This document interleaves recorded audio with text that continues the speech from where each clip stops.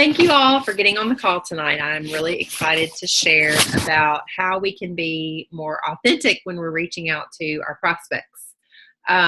First of all, you guys probably know what cold messaging is, but for those that are really new to network marketing and to Plexus, I'll explain a little bit about what that is. And that's just simply, out of the blue, cold reaching out to somebody. It could be a call, or it can be a text message, an email, Facebook message, but that's where you just kind of out of the blue message somebody about Plexus. And I have learned personally from a lot of trial and error, the way I did things in the beginning are not the way that I do things now. So I've been at this, it'll be a year exactly on the 20th this month. But I have learned from, reading messages from others, from watching videos, and just kind of seeing responses from people, or the way I wasn't getting responses, or the responses that I wanted before. So some of the mistakes just right off the bat that I made in the beginning was my messages were too lengthy. It was like a big paragraph or book that I was sending people. And I did sound a little bit salesy. I was giving too much information, and it just didn't sound like me. And sometimes I made the mistake of sending the same message, kind of this canned message to everybody. And people can really tell when you do that kind of thing. So I'm not going to give you like one message to send out, or, examples or anything, because really there's not just one way. And you have to be you and original to you. So I'm not going to give you anything really word for word tonight. But one thing that I heard in the video that I was watching the other day was, she said to focus on the actions of the people that you see having great success, and not necessarily their exact verbiage. So an example of this is Tamara Holloway. She is our diamond, one of our diamond uplines. She is very passionate when she shares with people. If you go and watch any of her videos, you will be able to see that in her. So, but what she would share is not necessarily the way that I would share, the way that I would word things or say things. So I'm going to look more at her actions. What does her income producing activities look like? What does her duplication system look like? Maybe not necessarily word for word what her messages look like to people. So think about how you would want somebody to reach out to you. What worked for you? What drew you in? What did somebody say to you, or what message did they send to you that made you interested or made you want to try Plexus? I can guarantee you it wasn't a sales pitch, because that's a turnoff for all of us. Nobody likes to be pitched to sell. And one thing you'll find is that over half the people that you message are not going to be interested, really, no matter what you say. So you have to know that out the gate, that you're going to get some no's and you're going to hear some crickets. So don't feel like you're doing the wrong thing because you don't get a response, or because somebody tells you no. That doesn't necessarily mean that you're doing something wrong. But if that's something that's consistently happening to you, then you may want to look at your approach, and maybe even share your messages that you're sending with your upline to see if they can help you kind of tweak those a little bit. So one huge thing that I have learned is the purpose of your initial contact, and that is to simply open a door. So like I said before, the mistake that I made was I was giving my presentation in that very first message, and so it was really long. So I had people knowing exactly what Plexus was, exactly what it could help with, exactly what the business model looked like. So I really didn't leave them with any questions that they could ask. And nobody has time to read that kind of message. So remember that you are just inviting them. You're not giving them the presentation whenever you send that message, because I can guarantee you it does not work. And you want to be straightforward. So Personally, I don't recommend kind of giving people lots of compliments or kind of, sending them a message and asking them other things first. If somebody was coming to me, I would want them to just get straight to the point, because that would make me feel kind of like they weren't interested in me, really, if I got a lot of other questions and then all of a sudden they brought up Plexus to me out of the blue, out of nowhere. And that's okay to happen if you're having a conversation in an ongoing relationship with somebody, but it's a little bit different, I think, when you're messaging or emailing or texting somebody. So I recommend just being straightforward out the gate, telling them your intentions, and the purpose of your message. And you want to make it very short.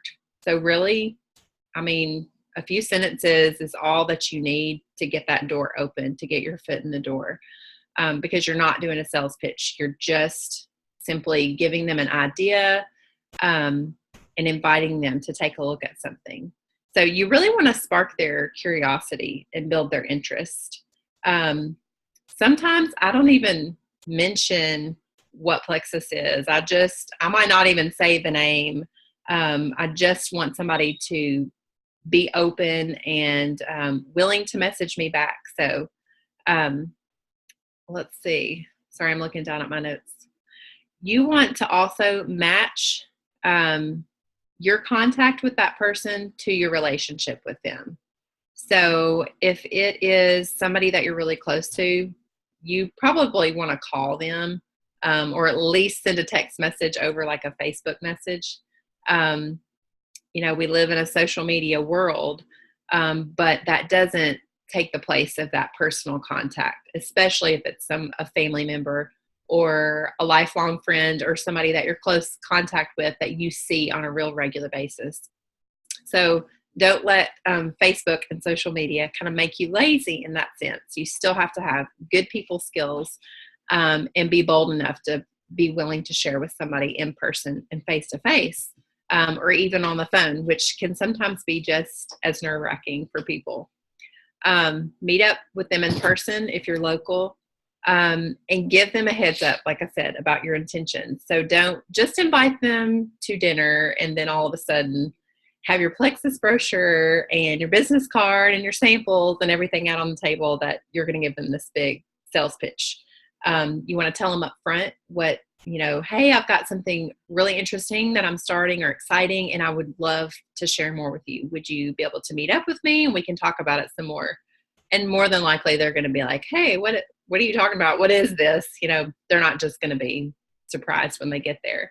But that's a good way to open the door to let them know that you have something to share with them. One thing, too, that I have started doing more and more is using the voice message feature on Facebook Messenger, especially with people that are on my dream team contact list, like people that I know have a great network. They're big influencers. And I messaged somebody like that recently. I was telling Lauren about it the other day. I sent her a voice message and I didn't get any contact back. So I followed up with just a written message. And she said, oh, I thought your account was hacked. She said, I didn't know you could do voice messaging on Facebook. And so she read through it and sent me this response back. And she said, honestly, I get hit up all the time. But she said, nobody has ever reached out to me like this. So she was willing to take a look at what I had to offer and to consider it. Otherwise, if I would have just sent something that was written, it could have been sincere, but maybe it was just written and she had just had that so many times. She might not have been willing to take a look at it, or she, might have politely brushed me off. But I got my foot in the door because I stood out in the crowd and because she saw something personal in how I was contacting her. So I highly recommend that for those people that are big influencers that have large networks, because chances are somebody else from another company or somebody else from Plexus even has contacted that person. So, we can't be naive to think that some of these people, never get invites to join companies, because more than likely they do. So just practice, I recommend, before you send those out. It can be a little tricky when you're sending out the voice messages, but you have to hold your finger down, and as soon as you let off, it's going to send your message. So there's no record, stop, and then you can replay and listen to yourself. Once you take your finger off of that little red button, it sends. So just maybe send yourself a message, or your spouse or whoever, to practice. If you don't want to send it, you just keep your finger on the button and you drag it down and it'll get rid of it. But you only have 60 seconds, so you can't be lengthy.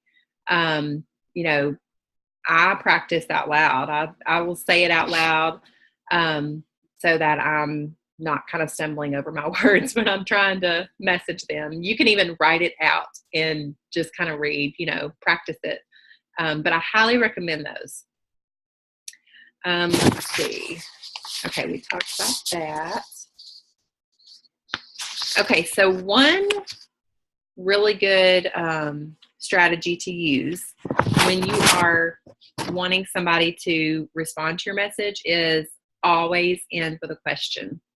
You don't ever want to leave them with a statement like, if you're interested, let me know, because that's their way out. They're not interested, so they're not going to let you know. But if you end with a question, then they're going to feel more obligated naturally to respond to you. So if I would, you is a great little method to use. So I recommend sending them a tool, or asking them if you can send them a tool. Like if I sent you this diamond documentary, would you be able to watch it this week?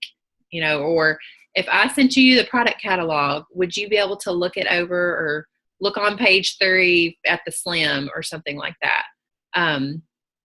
Or if I sent you some more information, would you be able to look it over, or would you have time to look it over and tell me what you think? So I try to tell people, just, I want to know what you think. Give me your honest feedback, especially if it's somebody that's really close to me. So that most of the time is kind of the question that I end with. Like, for example, I recently had somebody that told me, I'm really busy right now. I'm not going to have any time until like January to do this, because we have all these sports going on and blah, blah, blah. It wasn't just a, slam the door in my face. No, but it was just a not right now. So I messaged her back, I know how you feel. I felt the same way, kind of the feel, felt, found method. And I just asked her, well, if I sent you some information, would you be able to look it over, or want to look it over the next few months? And she just said, sure. So I sent some information, and lo and behold, that caught her eye, and I got a lot more questions. So I could have just taken that as a no and said, okay, well, I'll check back with you in a few months. And, she could be a potential customer or ambassador for me now. Okay, so the next thing is to have confidence. You don't want to be weak, apologetic, or embarrassed about how you come across and about what we have to offer. So don't say things like, oh, I'm so sorry to bug you, or I am so sorry. You're probably so annoyed by all these Plexus posts you see all the time, or you are probably tired of hearing about Plexus. That is planting a negative seed in their mind. So you don't want to feed them any negative information. And you don't want to be sorry for what you're having to offer. You want to be proud and confident about it. One word that I never realized was really a bad word until recently, as I've watched some videos and I've done some research about it, is the word just. So it's actually been proven to kind of make you lose your credibility. It weakens your statements, and it undermines your actions. And I'm talking about using it like, I just wanted to send you a little message. It's kind of beating around the bush. And I've realized that I say that a lot, and just see how I talk. It's really hard. So think about that this week as you're talking, as you're messaging. try not to use that word just. Just get straight to your action. Sorry. My husband just pointed out I just used just. So don't you wish you had somebody like that in your life? Okay, so smile is the next thing. When you're smiling, you can't help but have passion. So even if nobody is around and looking, when you're on the phone talking to somebody or you are messaging somebody that voice message, smile, stand up, smile, have confidence, like you are talking to them face to face. And when we talked about the confidence factor and being proud of what we have, remember what Plexus has done for you, what it's done for your health or your finances, what it's done for your friends, your family, what it's done for the thousands of other people that we don't even know personally. One thing I like to do before I reach out to people, especially, if you've had a stressful day or maybe you didn't get much sleep last night and you're tired, you don't feel motivated, but don't let that stop you. Your action is going to help create that motivation to get you going. Other things that can help build your belief and kind of build your passion before you reach out to somebody is watching a diamond documentary really quick before you start sending messages, or listen to a song that really motivates you and uplifts you. Something that kind of gets your adrenaline going and is helping you to see the value again in what you have to offer. Let's see. Oh, and along those lines, a great time to reach out to somebody is right after you've got a new customer or a new ambassador, because you're really excited in those moments. So take advantage of that and go after that and cold message as many people as you can. That's going to be authentic passion that they hear and see in you. And you don't want to be apologetic, like I said, but you do want to try to be vulnerable with people. So, if it's somebody that is a very influential person, if they have a huge network, and maybe you're just an acquaintance with them, or there's somebody you just know and you're not really close to them, naturally you're going to be nervous about reaching out to them. I mean, I am. I've messaged some people the other night and I had to really psych myself up, to think that, they put their pants on the same way I do, that kind of thing. But tell them you're nervous. If you are, you don't have to apologize, but tell them you're nervous and you really want their honest feedback. So that's being vulnerable, but not sorry, not apologetic. And if you want to learn more about how to talk to people about Plexus or how to interact with people about it, 3-way calls with your upline. Literally like old school, getting on the phone. I didn't know those still existed until Plexus came into my life. But those same calls that you used in junior high, you can do now, where you get 3 people on the phone. Those are great ways. I've learned a lot from Lauren doing those with a lot of prospects, who, by the way, 99% of the time join whenever I do a 3-way call like that with them. Those chats on Messenger, you can add multiple people, like a group text, but it can be a group chat. That's another great way. But I only recommend adding one prospect at a time. Don't add, a few prospects into a group, because that gets really impersonal. So maybe just you and your sponsor and your prospect, or even getting on Zoom. Everybody has access to Zoom to get a free account. And this is a great way to see face-to-face. When everybody has a busy schedule, you can just come together like this and meet. And it's a great way to see just how other people word it and how other people talk passionately about Plexus. Let's see.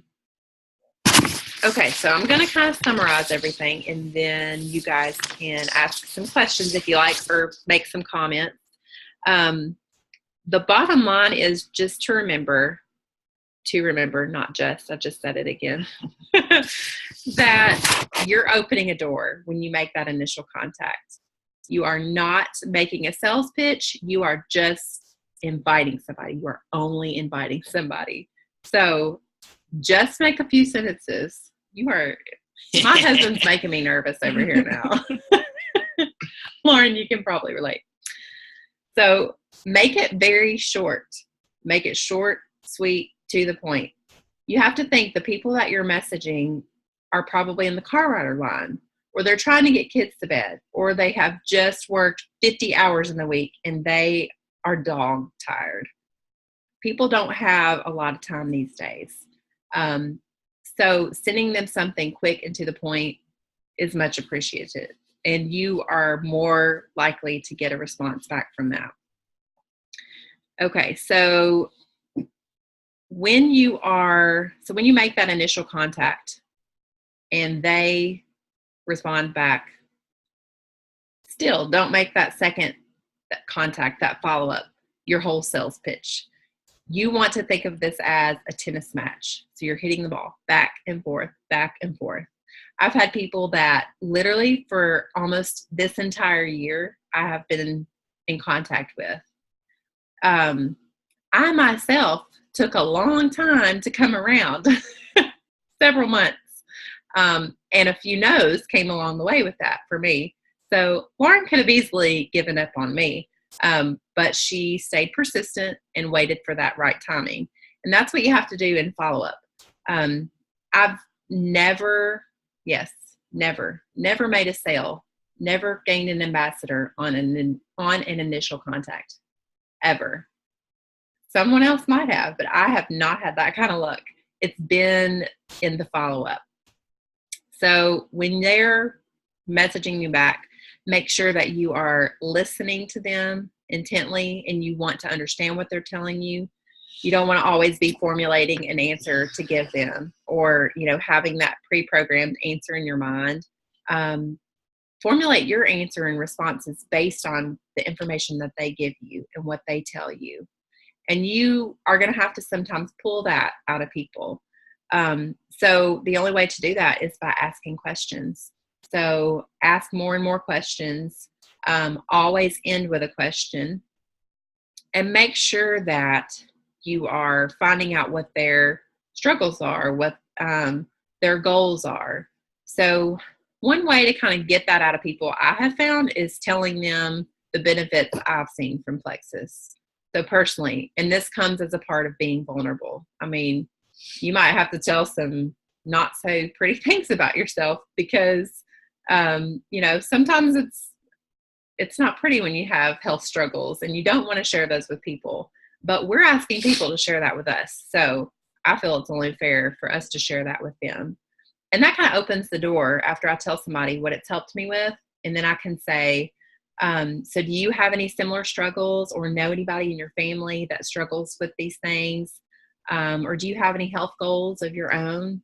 So that's kind of paved the way that, okay, I've put myself out there with you. Now I'm kind of asking for a little bit of that in return.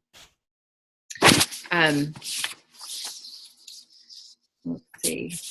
And keep their personality, color, and their current situation in mind. So that 4-color personality, yellow, blue, green, red. I am screaming red personality. So I can tell you, when I heard the health benefits of Plexus, it went in one ear and out the other for me.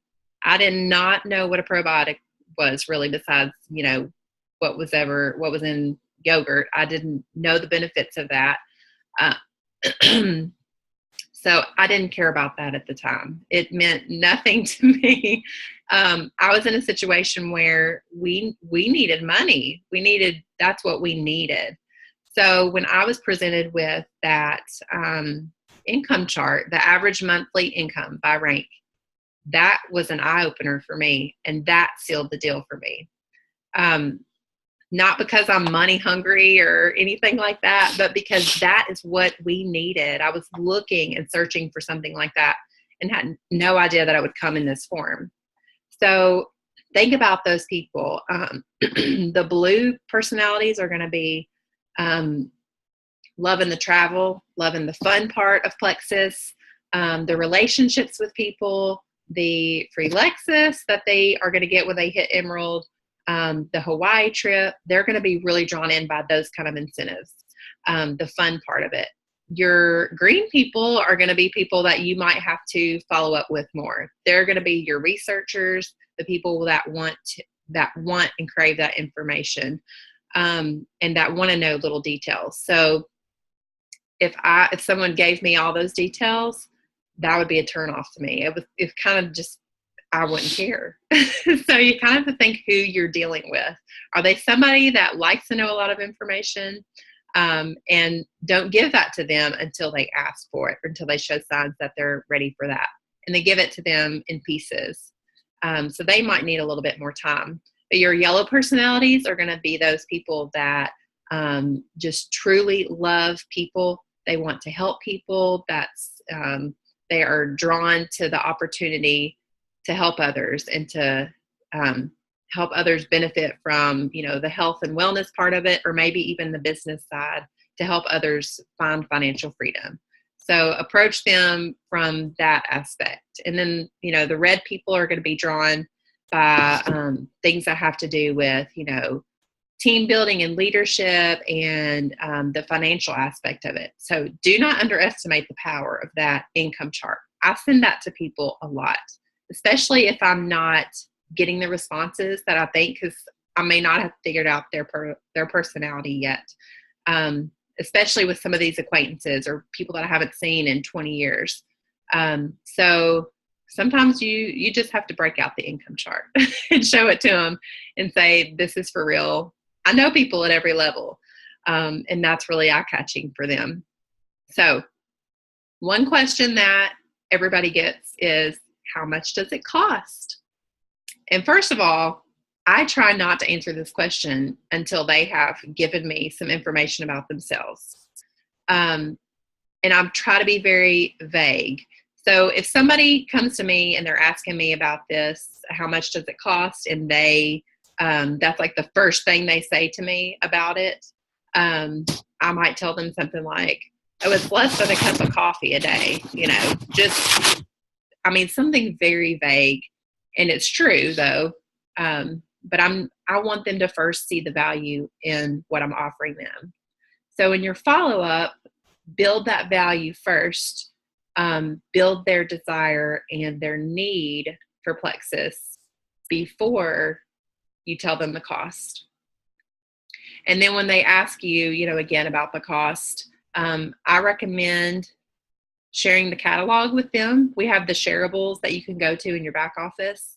And that way first of all, it's efficient for you because you're not having to list every single time. Well, there's 3 ways to buy. You can join, blah, blah, blah for this. You could do this. You can do this. It has a discount. That just gets very overwhelming for people. So for me, I've been sending out the catalog for people, and that way they can browse and they can even read a little bit more about the products there. And they can see the price breakdown, and they're obviously going to kind of see that being an ambassador is the best, most cost-effective way to go. So one thing that I learned in this video that I watched the other day was she said that one thing she says is, here's the price list. Or you might say, here's the catalog. You can see the price breakdown here. Have I already told you how to get the best price? So that's ending with the question, and it's opening the door for you to tell them about the wholesale membership, about becoming an ambassador.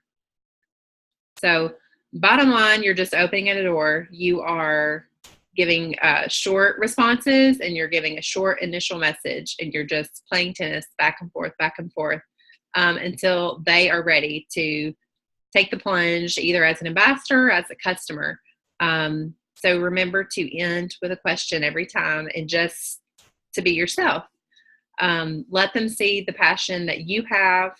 Show that you're vulnerable, but don't apologize, and don't fill their mind with negative thoughts about Plexus, which is not done on purpose, I know, but we sometimes can do that inadvertently. So that's all I have. I'm going to stop our recording now, and then you guys can ask questions if you want.